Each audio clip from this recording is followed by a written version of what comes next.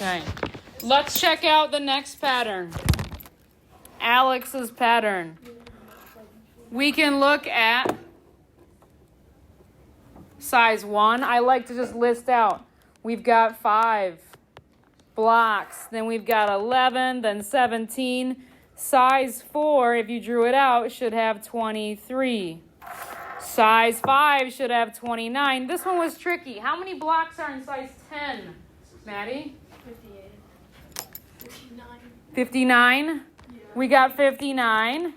We again are adding 6. Okay, another adding pattern. The third one's a little tricky. Is it an adding pattern? No. What is it? A multiplying. It's a multiplying pattern. It's a multiplying pattern. What are we multiplying by? 3. 3. We're multiplying by 3. We start with 1 yellow or unshaded triangle on your paper. We start with 1, then 3, then 9. We are timesing by 3 each time. Okay? We're going to be multiplying. So, when we talk about sequences, there are 2 types of sequences. We're going to flip to the quick notes now. Wait, you're not going to tell me what the answer is? For 4? For 3. Oh, for 3, we need the answers. Okay, hold on. Was it 19,683? It was 19,683. You got it? Yeah. Did we get it? We really need to know. It was 19,683. Great. Great. Let's go look at our quick notes. Sequences. Now, with our quick notes, sometimes people write too big. I'm telling you right now, will you divide this box in half as equally as possible? And I'm probably going to write over here a little bit, okay? I'm going to write bigger than you would, but please leave some room. We're going to define 2 types of sequences. The first one is arithmetic. An arithmetic sequence. And before you tell me it's arithmetic, there's a difference. Arithmetic is adding, subtracting, multiplying, dividing. Arithmetic is how we describe a sequence, the sequence pattern. An arithmetic sequence adds or subtracts the same number.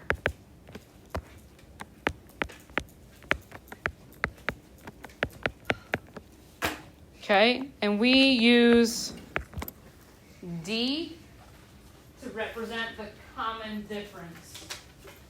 Okay, the common difference is what we talk about for an arithmetic sequence.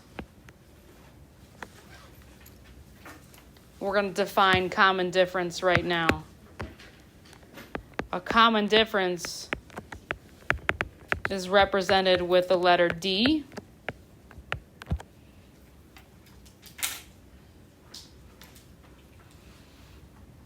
And we're going to write a formula.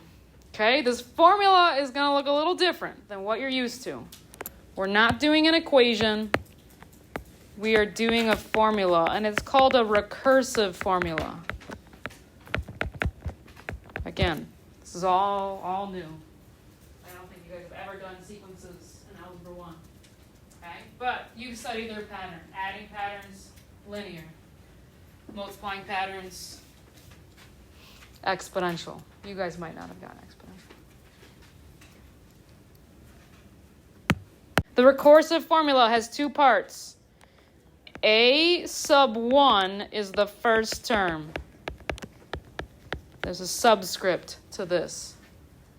A sub 1 means I'm defining what the first term is in the sequence of numbers. So let me give you an example. I wrote it over there.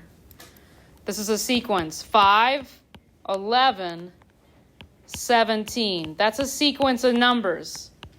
The first term is 1. The first term in that sequence is 5. Our common difference is we're adding 6. So if I say, what's the common difference? I'm adding 6.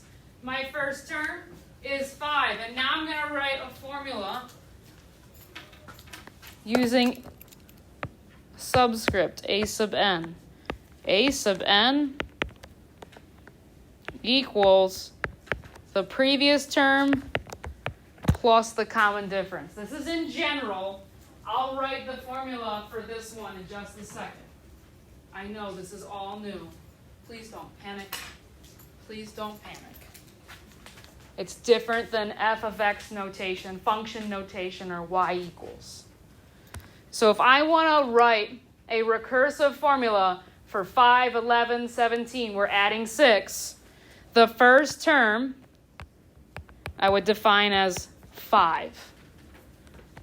A sub n minus 1 means my previous term. What's the common difference? What am I doing to each previous term? Adding 6. So I'm going to leave this notation. A sub n, it's just defining it. N is like your variable x. A sub n minus 1 means previous term. We're going to write that there. And then I'm adding 6 to this example. So we're going to add 6. Again, this means previous term. D is my common difference. And I did an example up here for you. We're going to do another example in just a minute together. Okay, pause this. Geometric sequences are sequences that multiply.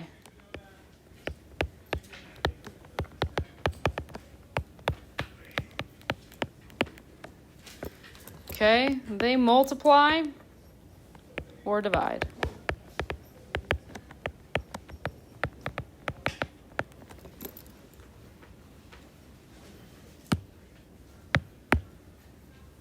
Instead of common difference, because we're multiplying, we call it a common ratio.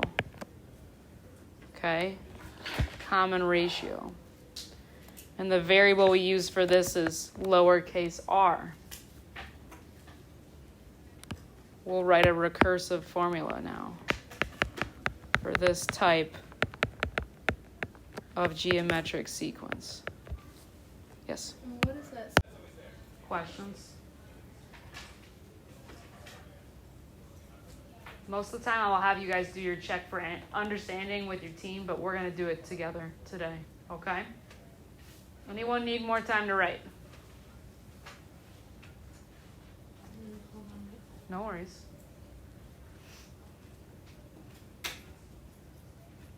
We're going to do the check for understanding together. And number 1, they've given us this cube block diagram. It says create a sequence for the number of blocks in each figure. How many blocks are in the first one? 1. Great. Let's start creating this sequence. 1. How many blocks are in the second one? 6. There's 1 in the middle here that you can't see, right? This block is not just floating in the air. There's 1 in the middle, so there's 6. How many blocks are in the next one? 11. So what are we adding by? Can you see it? 5. So let's continue a little further. 16. 21. It wants us to list the first 5 terms. Did we get there? 1, 2, 3, 4, 5. And when you list the sequence, you're going to put a dot, dot, dot at the end because the sequence doesn't, it just continues on. We can continue adding 5 over and over again. Is this sequence arithmetic or geometric, or neither? Arithmetic, why? Because it's adding. This is arithmetic. It's adding 6. Nope, 5. My bad. It's adding 5. It's adding 5.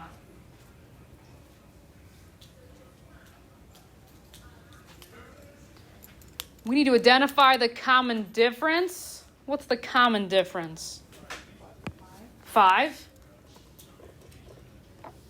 And now we're going to write the formula. Uh-oh. Here is where we might struggle a little bit. So, let's go back to the sequence. I'll rewrite it. 1, 6, 11, 16, 21. This is the sequence. In a recursive formula, I have to define my first term. What's my first term? 1. So a sub 1 is 1. I always start the second part of this with a sub n. A sub n equals my previous term plus my common difference. What's my common difference here? 5. And that is my recursive formula. This is telling me where to start. Start at 1. This is telling me to get my next term, I take the previous term and add 5. How do you feel? So you don't put numbers into the A. For n? Yeah, no, it's kind of like f of x. It's kind of like f of x, where x is the variable and f is the name. So I could do like, we usually only use a sub n, but I could do p sub n if I wanted to. N is like variable. N means term number. Term number. Okay, how we feeling?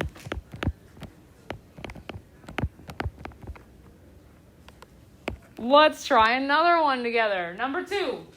We are given a recursive formula now. We need to generate the first 5 terms of the sequence it describes. So where are we starting? 8. We're starting at 8. What's the common difference here? Subtracting by 3. So what's the next number? 5. Then what's the next number? Then what's the next number? And they want 5 terms, so then what's the next number? -4. I'm going to do dot, dot, dot. I listed the first 5 terms. Do we see how we use the formula if we're given it?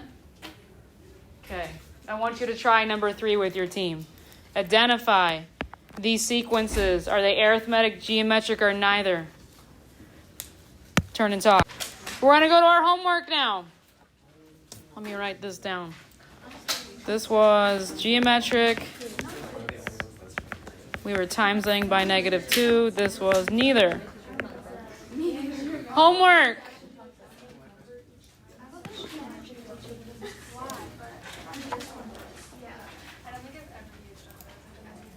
We're going to do problems 1 through 3 in our packet. I'm going to pass that out right now. If I can get this to work. 41. We're done at 41.